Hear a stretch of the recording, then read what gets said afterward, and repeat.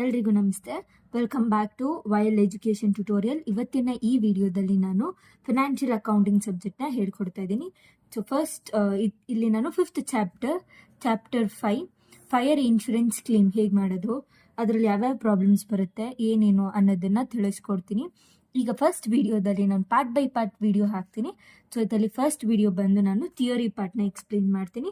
Next ವಿಡಿಯೋದಲ್ಲಿ 8 marks ಹಾಗೂ 14 marks ಯಾವ್ದಾವ್ದು ಬರುತ್ತೆ ಅನ್ನೋದನ್ನ ತಿಳಿಸ್ಕೊಡ್ತೀನಿ. So first definition: insurance is a contract agreed between two parties where by one party insurer for an agreed consideration undertake to identify, compensate others insured for any kind of loss related to particular subject on account of the happening of designated hazards. Insurance is a coverage by an agreement where one party undertakes to compensate other party against possible losses due to specified contagious or purpose. ಇಲ್ಲಿ insurance ಹೇಗೆ ನಾವು ಮಾಡಿಸ್ತೀವಿ ಅಂದರೆ, like ಇವಾಗ ನಮ್ಗೇನಾದರೂ ಒಂದು property ಮೇಲೆ ಅಥವಾ ಈಗ ನಾವು ಗಾಡಿ ತೊಗೊಂಡಾಗ ನಾವು ಇನ್ಶೂರೆನ್ಸ್ ಮಾಡಿಸ್ತೀವಿ. ಏನಕ್ಕೆ ಅಂದರೆ, ಫಾರ್ ಎಕ್ಸಾಂಪಲ್ ನಮ್ಗೇನಾದರೂ ಆಕ್ಸಿಡೆಂಟ್ ಆದಾಗ ನಾವು ಅದನ್ನು ಕ್ಲೈಮ್ ಮಾಡಿಕೊಂಡು ಐದರ್ ನಾವು ನಮಗೆ ಅಂತ ಟ್ರೀಟ್ಮೆಂಟ್ಗಾದರೂ ಇಲ್ಲ ಗಾಡಿ ರಿಪೇರಿಗೆ ಏನಕ್ಕಾದರೂ ಒಂದಕ್ಕೆ ನಾವು ಅದನ್ನು ಯೂಸ್ ಮಾಡ್ಕೊತೀವಿ. ಅದೇ ಥರ ಇಲ್ಲೂ ಕೂಡ. ಬಟ್ ಇಲ್ಲಿ ಇನ್ಶೂರೆನ್ಸ್ ಬಂದು 2 ಪಾರ್ಟೀಸ್ ಮಧ್ಯೆ ನಡೆಯುತ್ತೆ. ಒಂದು ಪಾರ್ಟಿ ಇನ್ಶೂರರ್ ಆಗಿರ್ತಾರೆ, ಇನ್ನೊಂದು ಪಾರ್ಟಿ ಇನ್ಶೂರಿ ಆಗಿರ್ತಾರೆ. ಸೊ ಅವರಿಬ್ಬರ ಮಧ್ಯೆ ಆಗೋ ಕಾಂಟ್ರಾಕ್ಟ್ನ ನಾವು ಇನ್ಶೂರೆನ್ಸ್ ಅಂತ ಕರಿತೀವಿ. ನೆಕ್ಸ್ಟ್, ಫೈರ್ ಇನ್ಶೂರೆನ್ಸ್ ಅಂದರೆ ಏನು? It is a protect against the loss from the distraction of stated asset by fire. ಏನಾದರೂ ಬೆಂಕಿ ಹತ್ಕೊಂಡು ಏನಾದರೂ ಅವ್ರ ಅಸೆಟ್ ಏನಾದರೂ ಲಾಸ್ ಆಗಿದ್ರೆ ಅದು ಫೈರ್ ಇನ್ಶೂರೆನ್ಸಿಂದ ನಾವು ಕ್ಲೇಮ್ ಮಾಡ್ಕೋಬೋದು ಅಂತ ಹೇಳ್ತಿದ್ದಾರೆ. Next, parties involved: insurer, insured. ಇದರಲ್ಲಿ 2 ಪಾರ್ಟೀಸ್ ಇರುತ್ತಾರೆ. One is insurer and another one is insured. Next, insurer ಅಂದರೆ ಏನು? Insurer is the person who accepts the risk for the premium. Next, insurance company, agents. ಇವಾಗ ನಮ್ಮ ಇನ್ಶೂರರ್ ಅಂದರೆ ನಮಗೆ ಯಾರು ಇನ್ಶೂರೆನ್ಸ್ನ ಕೊಡ್ತಾರೋ ಅವರು ಇನ್ಶೂರರ್ ಅಂತ ಕರಿತೀವಿ. Next, insured is the person who transfers the risk any pay the premium. ಅಂದರೆ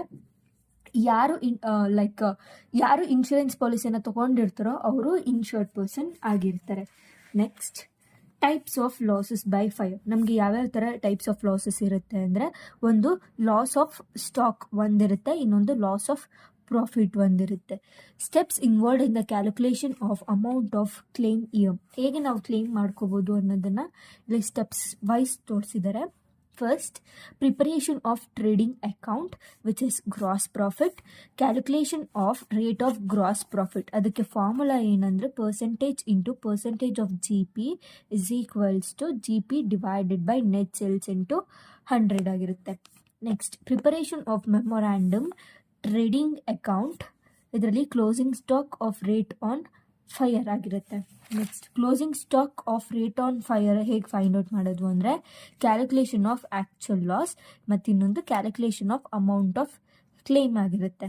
ಇದರಲ್ಲಿ ಪ್ರಿಪೇರಿಂಗ್ ಟ್ರೇಡಿಂಗ್ ಅಕೌಂಟ್. ಹೇಗೆ ನಾವು ಟ್ರೇಡಿಂಗ್ ಅಕೌಂಟ್ ಪ್ರಿಪೇರ್ ಮಾಡ್ತೀವಿ ಅಂದರೆ, trading account first debit, credit, date particulars amount ಇರುತ್ತೆ. To opening stock, to purchase sales return, to direct expenses, to direct wages, to carriage inwards, to ಎಕ್ಸ್ಪೋಷನ್, to gross profit ಆಗಿರುತ್ತೆ. ಇಲ್ಲಿ by sales, by closing stock, by gross ಲಾಸ್ನ ಇಲ್ಲಿ ಹಾಕ್ತೀವಿ ನಾವು. ಇಲ್ಲಿ ನಮಗೆ ಬರೋದು 3 items. Whereas in credit side ನಮಗೆ ಬರೋದು 3 ಐಟಮ್ಸ್. ಒಂದು ಸೇಲ್ಸು, ಇನ್ನೊಂದು ಕ್ಲೋಸಿಂಗ್ ಸ್ಟಾಕ್ಸು, ಇನ್ನೊಂದು ಗ್ರಾಸ್ ಲಾಸ್. ಈ 3 ನಮಗೆ. Next, in order we need to calculate the rate of gross profit. ನಾವು ಇದನ್ನು ಆಲ್ರೆಡಿ ನಾನು ಅಲ್ಲೇ ತಿಳಿಸ್ಕೊಟ್ಟಿದ್ದೆ ಹೇಗೆ ಮಾಡಬೇಕು ಅಂತ. Percentage of gross profit is equals to gross profit divided by net sales into 100 ಆಗಿರುತ್ತೆ. ನೆಕ್ಸ್ಟ್ ನೆಟ್ ಸೇಲ್ಸ್ ಅಂದರೆ ಗ್ರಾಸ್ ಸೇಲ್ಸ್ ರಿಟರ್ನ್ ಆಗಿರುತ್ತೆ. ವೆರಸ್ ಗ್ರಾಸ್ ಸೇಲ್ಸ್ ಅಂದರೆ cash sales plus credit sales ಎರಡನ್ನೂ ಆ್ಯಡ್ ಮಾಡ್ತೀವಿ ನಾವು. Next preparation of memorandum trading account, same as trading account but here we balanced closing stock. Same trading ಅಕೌಂಟಲ್ಲಿ ನಾವು ಹೇಗೆ ಮಾಡ್ತೀವೋ ಹಾಗೆ ಮಾಡ್ತೀವಿ, ಬಟ್ ಇಲ್ಲಿ ನಾವೇನು ಮಾಡ್ತೀವಿ, ಬ್ಯಾಲೆನ್ಸ್ ಮಾಡ್ತೀವಿ ಕ್ಲೋಸಿಂಗ್ ಸ್ಟಾಕ್ನ ಅಷ್ಟೆ. Next calculation of actual loss, closing stock X plus fire extinguishing expenses. Closing ಸ್ಟಾಕಲ್ಲಿ ನಾವು ಫೈರ್ ಎಕ್ಸ್ಟಿಂಗ್ವಿಷಿಂಗ್ ಎಕ್ಸ್ಪೆನ್ಸಸ್ನ ಆ್ಯಡ್ ಮಾಡ್ತೀವಿ, ಸ್ಯಾಲ್ವೇಜ್ನ ಮೈನಸ್ ಮಾಡ್ತೀವಿ. ಆವಾಗ ನಮಗೆ ಆ್ಯಕ್ಚುಯಲ್ ಲಾಸ್ ಎಷ್ಟಿದೆ ಅನ್ನೋದನ್ನು ಗೊತ್ತಾಗುತ್ತೆ. Next calculations of amount of claim where there is a complete over insurance. Actual loss ಇದ್ದಾಗ ನಾವೇನು ಮಾಡ್ಬೋದು, ಅಮೌಂಟನ್ನ ಕ್ಲೇಮ್ ಮಾಡ್ಕೋಬೋದು.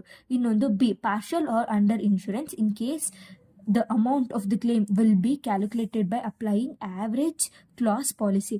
ಈಗ ಏನಾದರೂ ಸಿವಿಯರ್ ಟೂ ಮಚ್ ಡ್ಯಾಮೇಜ್ ಏನಾದರೂ ಆಗಿಲ್ಲ ಆ ಥರ ಏನಾದರೂ ಇದ್ದಾಗ ಅವ್ರು ಏನು ಮಾಡ್ತಾರೆ, ಹಾಫ್ ಅಮೌಂಟ್ ಮಾತ್ರ ಕೊಡ್ತಾರೆ ಇನ್ಶೂರೆನ್ಸ್ ಕಂಪನಿಯವರು. ಅದನ್ನು partial or under insurance claim ಅಂತ ಕರಿತೀವಿ ನಾವು. Next average clause policy, it is and policy design to discovery under insurance policy. ಅದನ್ನು ಹೇಗೆ ಕ್ಲೇಮ್ ಮಾಡೋದು ಅಂದರೆ actual loss divided by closing stock into policy amount. ಇಷ್ಟನ್ನು ಹಾಕಿದ್ರೆ ನಮಗೆ ಆ್ಯಾವ್ರೇಜ್ ಕ್ಲಾಸ್ ಪಾಲಿಸಿ ಸಿಗುತ್ತೆ. ಇಷ್ಟು ಥಿಯರಿ ಆಗಿರುತ್ತೆ. ಈ ವಿಡಿಯೋ ಏನಾದರೂ ನಿಮಗೆ ಇನ್ಫಾರ್ಮೇಟಿವ್ ಅನಿಸಿದ್ರೆ ಲೈಕ್, ಶೇರ್, ಕಮೆಂಟ್ ಹಾಗೂ ಸಬ್ಸ್ಕ್ರೈಬ್ ಮಾಡಿ. Thank you.